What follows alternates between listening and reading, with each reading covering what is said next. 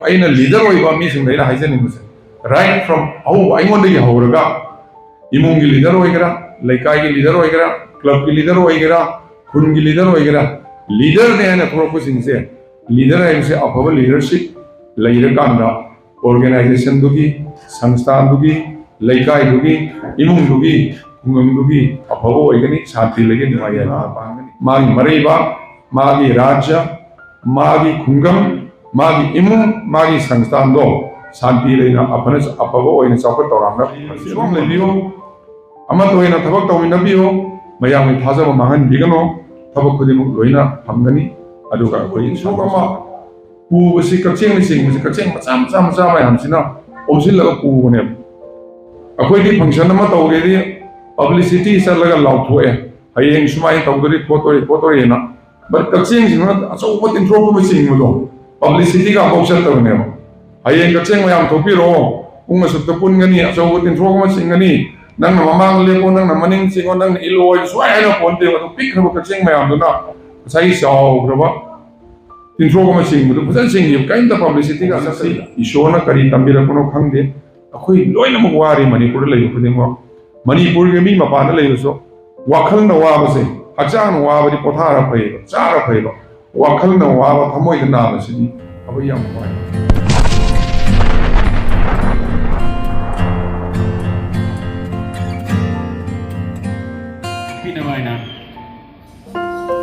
Exingere, dengan kuigi,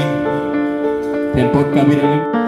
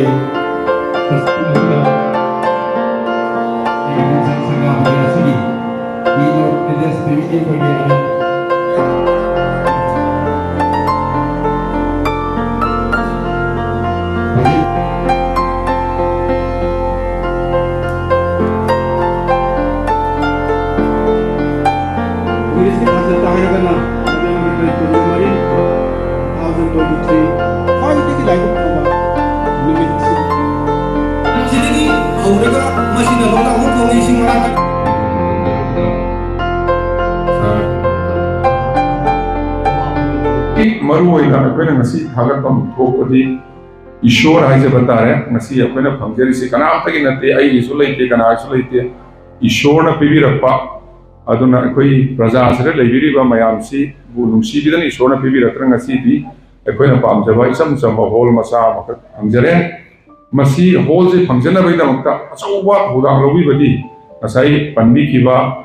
तादैराबो तारा थंबो अमदी अखोइगी Shyam मखोइ अहुमसिना थमोइ Chowna नुंसिबिबदगी लमसि कट्टिबदगी दमक्ता फंगजबने अदुना मखोइ अहुमबु सोइना हाइनिंगाइ लेतना थागतचरी club की member खुदिमक लेकाइसिगी अहलमन खुदिमक यामसु यामद्रसु अमतोइना unity लेना अमतोइबगी पांगलना अखोइ मयाम उबिरंगनी अचौब तिनथ्रोक अमा पुबसि कचेंग सिंगसि कचेंग मचा मचा मचा मयामसिना ओमसिलगा पुबने अखोइदि फंक्शन अमा तौरेदि पब्लिसिटी चलगा लाउथोए हयेंग सुमाइ तौदरि फोटोरेना बट कचेंग सिंगना अचौब तिनथ्रोक सिंगमदो पब्लिसिटी का अबौचत तौनेबा हयेंग कचेंग मयाम थोपिरो पुंग असुक्ता पुनगनी अचौब तिनथ्रोक सिंगनी नंग ममांग लेपो नंग मनिंग सिंगो नंग इलोय स्वायना पोन्ते अदु पिखरब कचेंग मयामदुना साई चाउग्रबा तिनथ्रोक सिंगमदु फजन सिंगी काइंदा पब्लिसिटी का चतबिदा अदु अखोइगी सिदा ngasi अखोइगी अखोइ इरेकाइ लिताम वामगी स्रेइसदा लमसु लेजदबा मफमसु चादबा तुरेन मपासु योम चा चादा लेबिसरा मसी इखंग खमौदना थोरइसे सिगुम्बा संग मसा अमा थोक्चरइसे करिनो कन सुमाइना कचेंग मयामनि यूनिटी लेबदुमाइना ꯑꯩꯈꯣꯏ ꯁꯥꯒꯩ ꯅꯥꯇꯩ ꯖꯥꯠ ꯕꯤꯖꯥꯠ ꯑꯗꯒꯤ ꯙꯔꯃ ꯄꯥꯔꯇꯤ ꯑꯃꯠꯇ ꯌꯦꯡꯗꯅ ꯑꯃꯠꯇ ꯑꯣꯏꯅ ꯑꯩꯈꯣꯏ ꯄꯨꯜꯂꯛꯄꯗꯒꯤ ꯉꯁꯤ ꯁꯤꯒꯤ ꯁꯪꯁꯤ ꯐꯪꯖꯕ ꯉꯝꯖꯕꯅꯦ ꯑꯩꯅ ꯊꯥꯖꯖꯩ ꯁꯤꯁꯨ ꯑꯃꯨꯛ ꯑꯩꯒꯤ ꯅꯠꯇꯦꯀꯣ ꯏꯁꯣꯔꯅ ꯄꯤꯕꯤꯔꯛꯄꯅꯦꯀꯣ ꯑꯩꯈꯣꯏꯒꯤ ꯀꯔꯤꯝꯇ ꯌꯥꯎꯗꯦꯀꯣ ꯃꯌꯥꯝ ꯈꯜꯂꯝꯒꯅꯤ ꯁꯤꯅ ꯇꯣꯝꯕꯩ ꯁꯤꯅ ꯔꯥꯙꯦꯁ꯭ꯌꯥꯝ ꯁꯤꯅ ꯏꯕꯣꯛꯀꯤ ꯁꯛꯀꯅꯦꯅ ꯑꯩꯈꯣꯏ ꯀꯩꯗꯧꯉꯩ ꯆꯠꯇꯣꯏꯅꯁꯨ ꯈꯪꯗꯦ ꯃꯥꯅ ꯂꯣꯏꯔꯒ ꯑꯗꯨꯝ ꯄꯨꯈꯤꯗꯣꯏꯅꯦ ꯑꯩꯈꯣꯏ ꯀꯔꯤꯝꯇꯁꯨ ꯄꯨꯔꯣꯏ ꯂꯥꯛꯄꯁꯨ ꯄꯨꯔꯛꯇꯦ ꯆꯠꯈꯤꯕꯁꯨ ꯄꯨꯔꯣꯏ ꯑꯗꯨꯅ ꯑꯩꯈꯣꯏ ꯅꯨꯡꯁꯤꯅꯅ ꯂꯩꯕꯁꯦ ꯃꯁꯤ ꯈ꯭ꯋꯥꯏꯗꯒꯤ ꯃꯔꯨ ꯑꯣꯏ ꯑꯩꯅ ꯂꯤꯗꯔ ꯑꯣꯏꯕ ꯃꯤꯁꯤꯡꯗ ꯑꯩꯅ ꯍꯥꯏꯖꯅꯤꯡꯕꯁꯦ ꯔꯥꯏꯠ ꯐ꯭ꯔꯣꯝ ꯑꯍꯧꯕ ꯑꯩꯉꯣꯟꯗꯒꯤ ꯍꯧꯔꯒ इमुंगी लीडर होएगा लेकाई की लीडर होएगा क्लब की लीडर होएगा खुन की लीडर होएगा लीडर ने है ना प्रोपोजिंग से लीडर है इसे अफवा लीडरशिप लेयर कांडा ऑर्गेनाइजेशन दुगी संस्थान दुगी लेकाई दुगी इमुंग दुगी उंगम दुगी अफवा होएगा नहीं शांति लगे नुआई है पना पांगनी अदुना अफवा लीडर अमद याव को मगुन ओंग वक्त आई हाइजरम के मसी अखोई जो कन्ना होना जरी बने यहाँ नाम बदा धर्म लेबा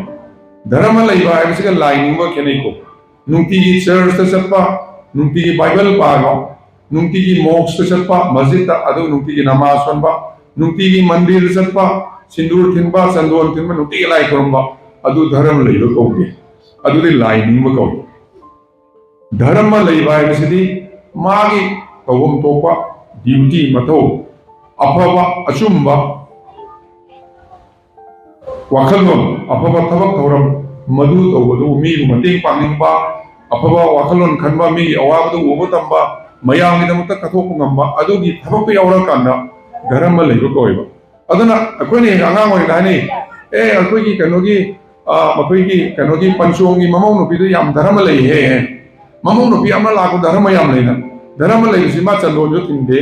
मंदिर सुते लाइसु खुरमदे अदुबु मनेबो मकुबो की सेवा फसन तौबा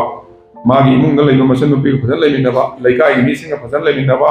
मतम सारा सा थोंग थिनबा लेकाई की अहल लमनसिंग मतेंग पांगबिबा अफबा थबक तौबदो धर्म लेबो कोइबा अदुना लीडर अमा लेरगदी अईगी मिगी खाइदना अचुम तौबो तमताव सो लीडर है अफब लीडर धर्म अनी सुबदा माग पुनमिनरिबा मिसिंगदो मागी कलीग हाई तारे मागी टीम मेंबर सिंगदो मखोइगा ताथोक तासिन कोऑपरेशन यावदो ngasai akoi president haibiramdo sigi ngasi ladies cooperation yawbine puminariba kambu ji tanaraka puminariba misingduna maga ama toina tathok tasin tawminaraba ayaba yawraba punna tawminaraba adoga afaba leader kawgone ahum subada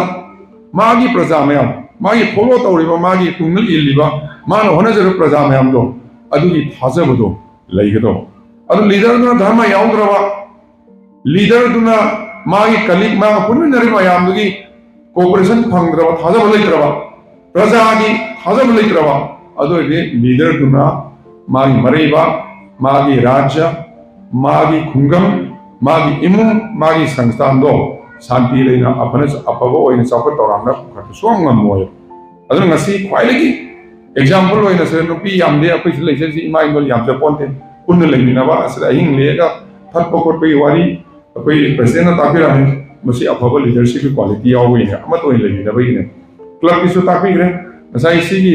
अखोई हाइरोक्तदी lump लेजदब जगाने सि स्वाइ मरुअन स्वाइ से चिंगोन नाइबा सि हाइबा दि इंगा वाइबसि lump लेजदब जगाने बा लेजगिद्रब जगासना सिगी lump सि कथोक पिरक पाइसे मसी करिगिनो है कंदा प्रजा मयामसु लीडरशिप थाजब लेबा आइदि क्लब की मीसिंग क्लब की मयाम सिंगसु अमत ओइन वर्क तौमिनबा कोऑपरेशन पिनबा अदुना मरम ओइगाना फंगमनेना खंजई अदुना अखोई अफबा समाज अमा अफबा लेकाय अमा अफबा इमुंग अमा नुंगाइना लेसे शांति लेना चापत तौरांग लेसे हारगति धर्म खरे यावबम थोई मयाम की कोऑपरेशन फंगबम थोई अदुगा प्रजा मयाम की थाजबसु महंतबा ताय अदुगा सोइदु ओइगनी हाइबसि आइना थाजै अदुना क्लब की प्रेसिडेंट अमदि सेक्रेटरी मयाम दैना अपील तौजनिंगसे हौजिक लेबिरेबा धर्म लेबिरसि अदुम लेबियो अमा तोइना थबक तौमिनबियो मयाम की थाजब महन बिगनो थबक खुदिमुक लोइना फंगनी अदुगा अखोई शांति सो लागनी हाइबो वाई खरसि आई हाइजगे हौजिकसि ईश्वरना करी तंबिरकनो खंगदे अखोई लोइनमक वारी मणिपुर लेबो खुदिमो मणिपुर के मी मपान लेबसो वाखलना वाबसे हचान वाबदि पोथारा फैबो चारा फैबो वाखलना वाबा थमोइदा नाबसिदि अबै याम वाय हौजि अखोई थबै खा खर सुजरंबा अदगी चथोक खोदोक्तना ललोलती तौजरंबा अमता सत्प यादे सेंदुम फंगदे लेत्रे अखोई देव कर्मवा सत्कनो हबे यादे आंगांग नुबि लाइने सु तमनगना हबे यादे तमनदबे यादे अना ए यावरतबे यादे ꯑꯩꯈꯣꯏꯒꯤ ꯄ꯭ꯔꯣꯕ꯭ꯂꯦꯝꯁꯤ ꯑꯅꯥ ꯑꯌꯦꯛ ꯌꯥꯎꯔꯛꯄ ꯂꯥꯏꯔꯤꯛ ꯂꯥꯏꯁꯨ ꯇꯝꯕ ꯑꯍꯜ ꯑꯣꯏꯁꯤꯜꯂꯛꯄꯒꯤ ꯑꯋꯥꯕ ꯃꯌꯥꯝꯁꯤꯅꯦꯕ ꯃꯁꯤ ꯑꯩꯈꯣꯏꯅ ꯁꯨꯖꯔꯒ ꯊꯦꯡꯅꯖꯔꯝꯕꯁꯦ ꯉꯁꯤꯗꯤ ꯁꯨꯐꯝ ꯅꯣꯝꯐꯝ ꯆꯠꯐꯝ ꯂꯩꯔꯛꯇ꯭ꯔꯦꯕ इरांꯁꯤꯅ ꯃꯔꯝ ꯑꯣꯏꯔꯒ ꯑꯩꯈꯣꯏ ꯃꯌꯥꯝꯅ ꯇꯧꯕꯁꯦ ꯑꯩꯈꯣꯏ ꯄꯨꯟꯅ ꯇꯥꯁꯤꯟꯃꯤꯟꯅꯔꯒ ꯆꯨꯡꯁꯤꯟꯃꯤꯟꯅꯔꯒ ꯀꯣꯛ ꯆꯨꯡꯁꯤꯟꯃꯤꯟꯅꯔꯀꯥꯟꯗ ꯀꯔꯝꯍꯥꯏꯅ ꯁꯥꯟꯇꯤ ꯂꯥꯛꯀꯅꯤ ꯀꯔꯝꯍꯥꯏꯅ ꯇꯧꯔꯒꯗꯤ ꯑꯩꯈꯣꯏ ꯍꯤꯡꯃꯤꯟꯅꯒꯅꯤ ꯍꯥꯏꯕꯁꯤ ꯈꯟꯃꯤꯟꯅꯔꯒ ꯈꯔ ꯑꯉꯝ ꯑꯉꯝꯕ ꯈꯔ ꯐꯤꯕꯝ ꯆꯥꯕꯅ ꯈꯔ ꯑꯋꯥꯕꯁꯤꯡꯁꯤ ꯇꯥꯊꯣꯛ ꯇꯥꯁꯤꯟ ꯇꯧꯔꯒ ꯃꯇꯦꯡ ꯄꯥꯡꯃꯤꯟꯅꯔꯒ ꯑꯩꯈꯣꯏ ꯄꯨꯟꯅ ꯍꯤꯡꯃꯤꯟꯅꯁꯦ ꯑꯃꯗꯤ ꯏꯁꯣꯔꯗ ꯄ꯭ꯔꯥꯊꯅꯥ ꯇꯧꯃꯤꯟꯅꯁꯦ ꯍꯥꯏꯕ ꯋꯥꯍꯩ ꯈꯔꯁꯦ ꯍꯥꯏꯖꯔꯒ ꯉꯁꯤ ꯃꯌꯥꯝꯅ ꯑꯩꯕꯨ ꯁꯤꯒꯤ ꯁꯪꯒꯥꯕꯒꯤꯗꯃꯛꯇ ꯕꯥꯇꯣꯟ ꯇꯧꯕꯤꯔꯛꯄꯗ ꯍꯥꯏꯅꯤꯡꯉꯥꯏ ꯂꯩꯇꯅ ꯊꯥꯒꯠꯆꯔꯤ